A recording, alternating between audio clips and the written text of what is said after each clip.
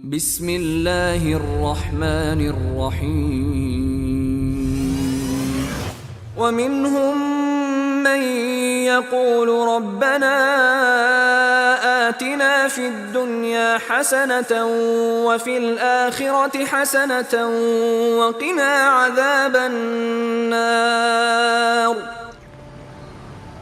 Assalamualaikum warahmatullahi wabarakatuh. Alhamdulillah wa syukrulillah wa la haula wa la quwata illa billah. Asyhadu an la ilaha illallah wahdahu la syarikalah wa asyhadu anna Muhammadan abduhu wa rasuluhu la nabiyya ba'dah. Amma ba'd. Qala Allah ta'ala fil Qur'anil Karim, a'udzu billahi minasyaitonir rajim. Bismillahirrahmanirrahim. Wa minhum may yaqulu rabbana atina fid dunya hasanah wa fil akhirati hasanatan wa qina adzabannar. Al-ayah Surah Al-Baqarah ayat 201. Kali ini kita akan membicarakan tentang kebahagiaan hidup dunia dan akhirat.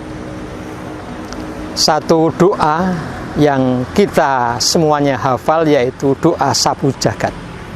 Mohon kebahagiaan hidup di dunia, mohon kebahagiaan hidup di akhirat, sekaligus terjauhkan dari siksa api neraka. Pemirsa kajianmu Magelang, bahagia, merasa senang itu merupakan hal yang memang dibutuhkan betul dalam kita hidup. Kalau ada pertanyaan, mengapa seseorang merasa senang, merasa bahagia? Kalau jawabannya seseorang merasa senang dan bahagia karena memiliki harta banyak, salah. Tidak semua orang yang memiliki harta banyak adalah orang yang senang dan berbahagia. Mengapa seseorang merasa senang dan berbahagia? Karena orang itu mempunyai istri yang cantik misalnya. Salah. Karena tidak sedikit orang yang memiliki istri amat sangat cantik justru makan hati karena banyaknya masalah yang dia hadapi dalam kehidupan. Mengapa seseorang merasa senang dan berbahagia? Karena memiliki mobil mewah, memiliki rumah mewah. Salah. Karena tidak setiap orang yang memiliki mobil mewah, orang yang memiliki rumah mewah, orang yang merasa senang dan berbahagia. Lantas kemudian, mengapa seseorang merasa senang dan berbahagia? Jawabannya karena keinginan dan maksud hatinya terwujud, keinginannya tercapai. Ketika ada seorang calon bapak muda di sebuah rumah sakit ibu dan anak, menunggu kelahiran anaknya, meskipun yang bersangkutan memiliki banyak harta, punya mobil, rumah mewah, itu semuanya tidak dia rasakan sebagai kesenangan dan kebahagiaan. Selain yang dia harapkan adalah anaknya lahir dengan selamat, dengan utuh sempurna, dan ibunya pun selamat dunia akhirat. Ya, semacam itu. Itulah kesenangan, kebahagiaan. Tetapi kita ketahui seorang bapak muda yang anaknya sudah lahir dengan selamat, dengan lengkap, kemudian akan bergeser letak kebahagiaannya. Sesaat berikutnya dia akan merasakan, oh ya, sudah. Tapi kemudian yang dia inginkan berbeda lagi. Saya berharap family datang. Saya berharap istri saya bisa memberikan ASI kepada anak saya. Saya berharap para orang tua yang lain kemudian mengapresiasi. Semacam itu. Kebahagiaan, letak kesenangan jadi bergeser, berubah sesuai berubahnya waktu dan bergantinya masalah. Itulah yang namanya kesenangan dan kebahagiaan yang bersifat sementara. Pemirsa kajian Magelang yang saya hormati, lantas bagaimana yang namanya kesenangan dan kebahagiaan hidup yang tidak lagi sementara tapi abadi? Ya, kebahagiaan hidup di dunia ini ada ungkapan yang sederhana yang disampaikan oleh seorang sahabat, yaitu Abdullah ibnu Abbas, yang dalam hadis sering disebut Ibnu Abbas. Nah, karena kedekatannya dengan Rasul, sampai dengan kemudian beliau menyebutkan hidup di dunia ini memang kita punya keinginan untuk mencapai kebahagiaan. Nah, ada 7 indikator, ada 7 tanda seseorang merasa senang dan bahagia dalam hidupnya. Nah, ternyata faktor yang pertama, indikator yang pertama bukan pada harta, bukan pada istri, bukan pada anak, bukan pada apapun itu, tapi yang pertama adalah faktor hati yang selalu bersyukur. Ini faktor yang pertama. Qalbun syakirun, hati yang selalu bersyukur.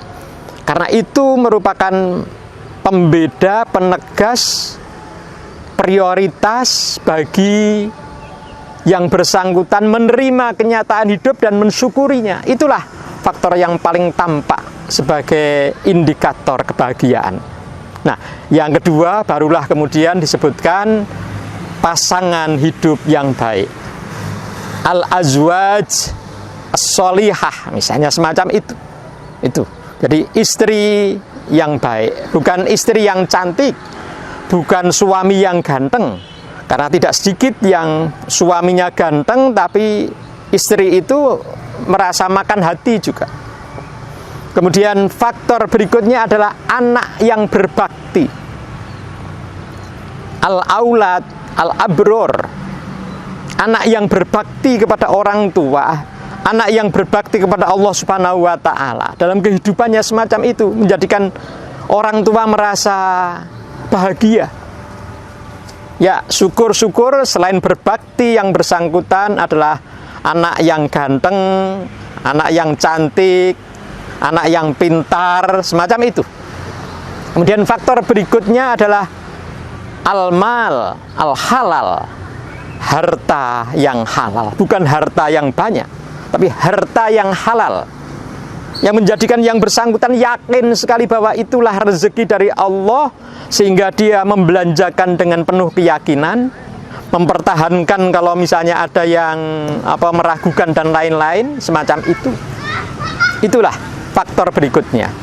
Kemudian faktor indikator berikutnya berkaitan dengan al-bi'ah sholihah, lingkungan yang kondusif untuk beriman, yang dia kemudian merasa pas, nyaman, sehingga perlu keikutsertaan yang bersangkutan di lingkungannya, entah itu jamaah masjid, entah itu pengajian, yang semacam itu. Kemudian indikator berikutnya berkaitan dengan tafaqquh fiddin. Seseorang akan merasa selalu bahagia kalau yang bersangkutan dengan kesadaran yang mendalam terus ingin mengetahui dan mengamalkan ajaran yang dia yakini, ajaran agamanya, tafaqquh fiddin, yang itu kemudian tampak dalam kehidupannya termasuk di lingkungannya. Kemudian faktor berikutnya adalah umur yang barokah. Umur yang barokah tampak dari semakin yang bersangkutan bertambah usia, yang bersangkutan semakin bertambah paham akan posisinya sebagai makhluk, dan kemudian yang bersangkutan berusaha untuk bagaimana melayani kepada sesama. Itulah 7 faktor, 7 indikator, 7 penanda kaitannya dengan kebahagiaan hidup di dunia ini. Nah, lebih-lebih kalau bapak-bapak, ibu-ibu yang sudah berusia lebih dari 60 tahun, biasanya faktor berikutnya adalah kaitannya dengan yang bersangkutan berusaha. Salah satunya, meskipun yang bersangkutan sudah berusia, sudah mungkin pensiun, tapi secara aktivitas tidak boleh berhenti. Nah, banyak buku, banyak informasi kaitan dengan itu. Janganlah pensiun. Kegiatan itu terus saja dilakukan, meskipun kegiatan itu tidak untuk mencari ma'isyah, tapi untuk menjadikan yang bersangkutan lebih bermakna bagi lingkungan. Sehingga istilahnya jangan nganggur, namun juga jangan sampai loyo. Jangan nganggur, tapi jangan ngoyo, sehingga tetap berusaha. Kemudian juga jangan sampai ngelokro. Nah, kehidupan harus tetap dijalankan. Ini tepat sekali apa yang disampaikan kalau Allah Subhanahu wa taala dalam surat An-Nisa ayat 95. Manusia mukmin yang aktif jauh lebih mulia daripada mukmin yang pasif. Kalau anak sekarang sering menyebut sebagai malas gerak mager. Karena orang yang aktif itu jauh lebih sehat. Yang pertama. Yang kedua, jauh lebih bermanfaat.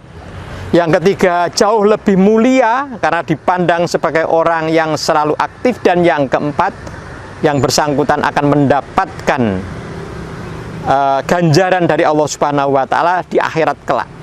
Nah, oleh karena itu, mari dalam keadaan bagaimanapun, mari kita selalu beraktivitas yang positif, yang memberikan makna kepada sesama, meskipun hanya sekadar misalnya bermanfaat.